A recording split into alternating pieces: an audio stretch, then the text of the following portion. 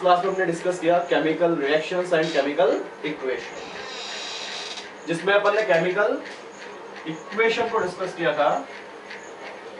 Chemical equation is of two types, word equation and second one is symbol equation. Word equation upon discuss कर चुके थे, जिसमें अपन ने discuss किया magnesium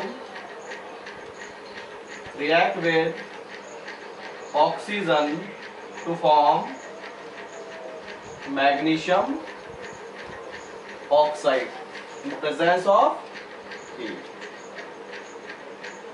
अब इसी इक्वेशन को, वर्ड इक्वेशन को we can easily convert into symbol equation. देखिए कैसे मैग्नीशियम का सिंबल होता है, मैग्नीशियम एक एलिमेंट है और एलिमेंट का सिंबल हुआ है यहाँ पर Mg plus, as it is आएगा।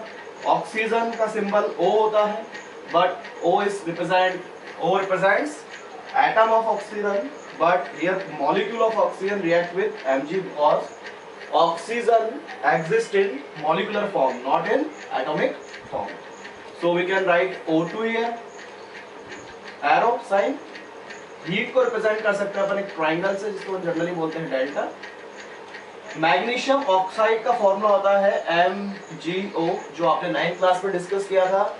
मैग्नीशियम आयन होता है Mg2 प्लस और ऑक्साइड होता है 2 माइनस। सबसे पहले 2 से 2 कैंसिल आउट करेंगे, वैलेंसी को क्रिस क्रॉस करेंगे तो फॉर्मूला बनेगा Mg, यहाँ आएगा 1 को लिखेंगे नहीं, यहाँ भी O और यहाँ भी 1, तो बनता है आपका MgO।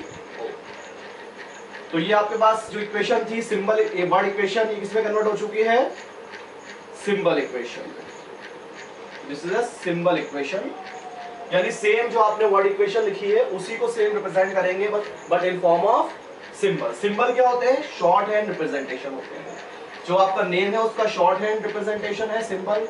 ऐसा इसलिए कन्वर्ट करते हैं जिससे बहुत इजीली आप इसको रिप्रेजेंट कर पाए, और दूसरा क्लियरली आप इसको मेंशन कर पाएंगे तो आपको इजीली इक्वेशन समझ में आएगी, you can understand it easily. अगर आप नेम लिखते हैं तो आपका टाइम कंजप्शन भी बढ़ता है और थोड़ा सा समझने में थोड़ी प्रॉब्लम होती है। तो ये हुई सिंबल इक्वेशन और word equation. We can also classified equation in another 2 category. Equation को 2 कैटेगरी में और आप क्लासिफाई कर सकते हैं on the basis of balancing. Balancing के बेसिस पर देखा जाए तो जो केमिकल इक्वेशन है वो 2 टाइप की होती हैं। First one is unbalanced equation and second one is balanced equation. ये अनबैलेंस्ड बैलेंस्ड इक्वेशन क्या है? ये डिफरेंट क्राइटेरिया है इनको क्लासिफाई करने का, ये डिफरेंट है। ये केवल रिप्रेजेंटेशन पर डिपेंड करता है और ये डिपेंड करता है स्टोइकियोमेट्री पर। स्टोइकियोमेट्री क्या होती है उसके बारे में भी डिस्कशन करेंगे, यानी ये डिपेंड करेगा number of moles, number of molecules, number of atoms पर। जैसे आपके सामने इक्वेशन लिखी हुई है Mg प्लस O2 से आपने फॉर्म किया MgO। यहाँ ध्यान दीजिए, यहाँ रिएक्शन से पहले मैग्नीशियम का 1 एटम था, आफ्टर रिएक्शन भी मैग्नीशियम का 1 एटम ही है, बट बिफोर रिएक्शन यहाँ ऑक्सीजन के 2 एटम्स थे। O2 represent molecule of oxygen which contain 2 atom of oxygen, जबकि यहाँ पर ऑक्सीजन का ओनली सिंगल एटम है, यानी 2 एटम जो ऑक्सीजन के थे वो सिंगल एटम में कन्वर्ट हो गए।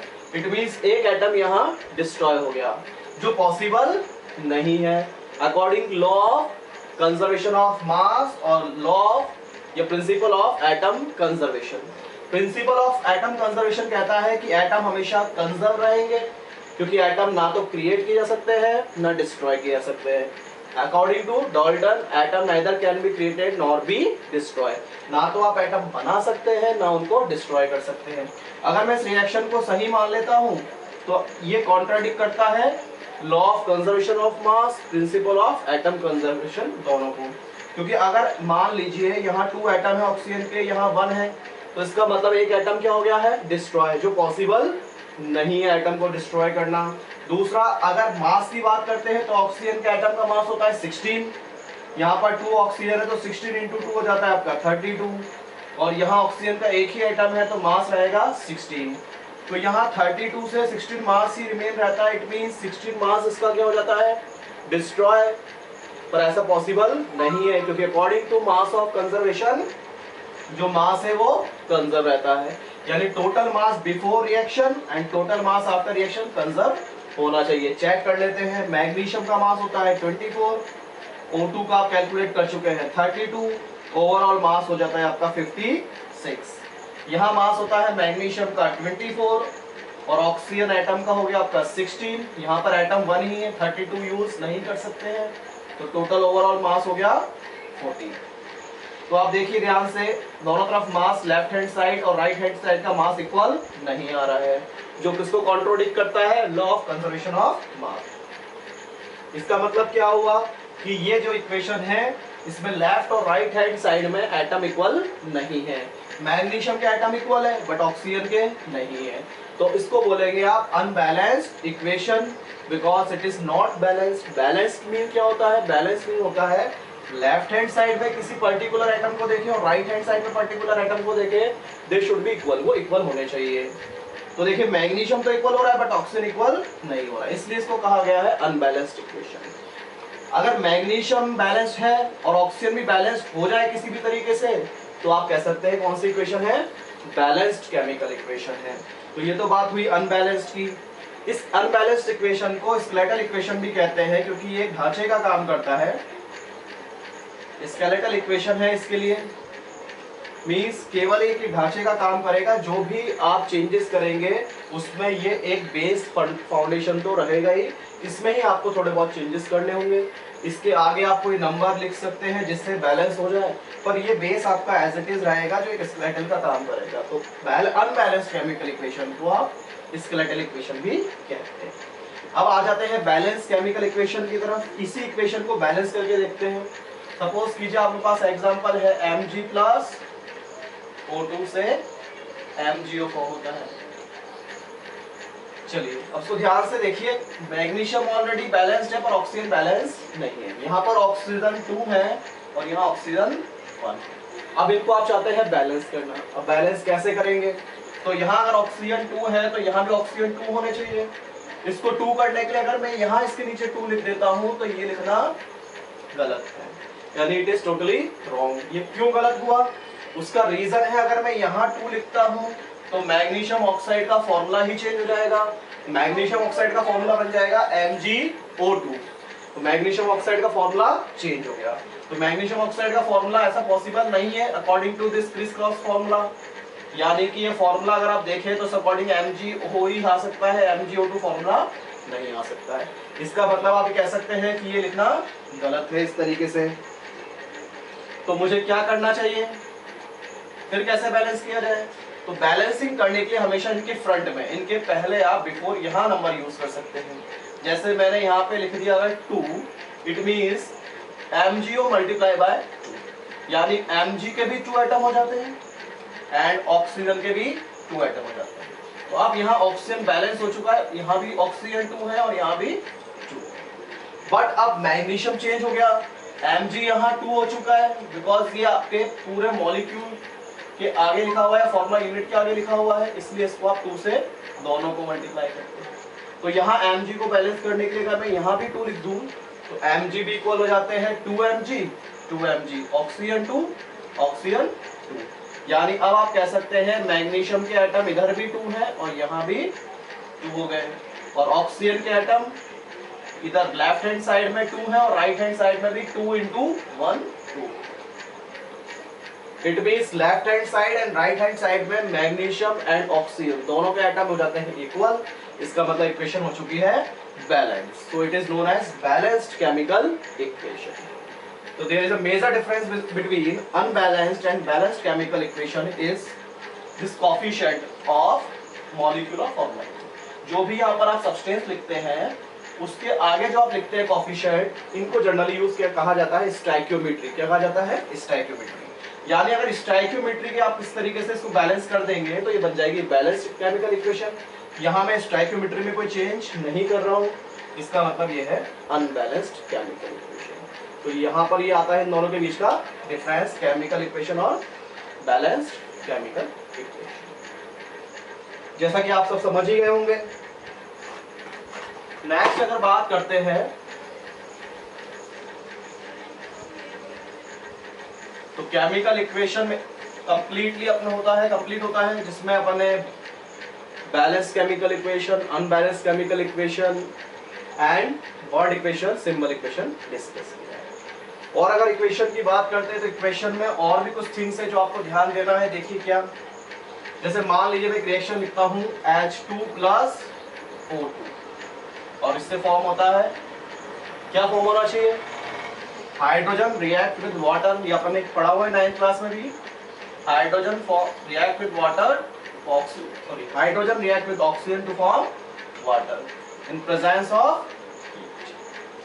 अब इसको भी आप एक बार बैलेंस कर सकते हैं। बैलेंस कैसे करना चाहिए, हाइड्रोजन 2 है, हाइड्रोजन 2, बट ऑक्सीजन यहाँ 2 है, यहाँ कितने हैं, इसके नीचे कुछ नहीं लिखा हुआ, इट मींस अंडरस्टूड है 1। तो बैलेंस करने के लिए मैं यहाँ तो चेंज नहीं कर सकता, पर इन फ्रंट यहाँ लिख सकता हूँ इसके आगे 2। तो ऑक्सीजन हो गए 2, यहाँ भी 2, ऑक्सीजन इक्वल है। अब हाइड्रोजन चेंज हो जाते हैं, हाइड्रोजन कितने कंसीडर करेंगे, 2 या 2 into 2 4। आप सभी जानते हैं कि यहाँ हाइड्रोजन के 2 एटम शो हो रहे हैं। अगर मैं इसको 2 से मल्टीप्लाई करता हूँ then it will be 2 into 2 4। Hydrogen हो जाते हैं 4, तो यहाँ भी कितना लिख सकता हूँ मैं 2। तो 2 into 2 4, 2 into 2 4। Hydrogen balance, oxygen 2, oxygen. ये तो बात हुई बैलेंसिंग की।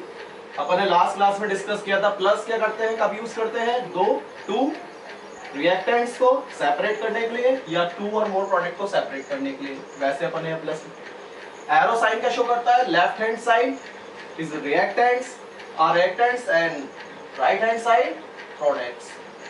ये कंडीशन कब होती है, रिएक्शन से पहले, और ये रिएक्शन के जस्ट आफ्टर। यानी ये किसको रिप्रेजेंट कर रहा है, जब जो आप 2 थिंग्स मिक्स करते हैं जिनके आपको रिएक्शंस कराना है, जिनको आप रिएक्टेंट्स कहते हैं। तो रिएक्शन से पहले रिएक्शन के लिए जो आप मिक्स कर रहे हैं वो रिएक्टेंट है। अब ये रिएक्शन होना स्टार्ट हुआ, धीरे धीरे किस में कन्वर्ट होने लग गया, product. Ultimately they will convert into H2O।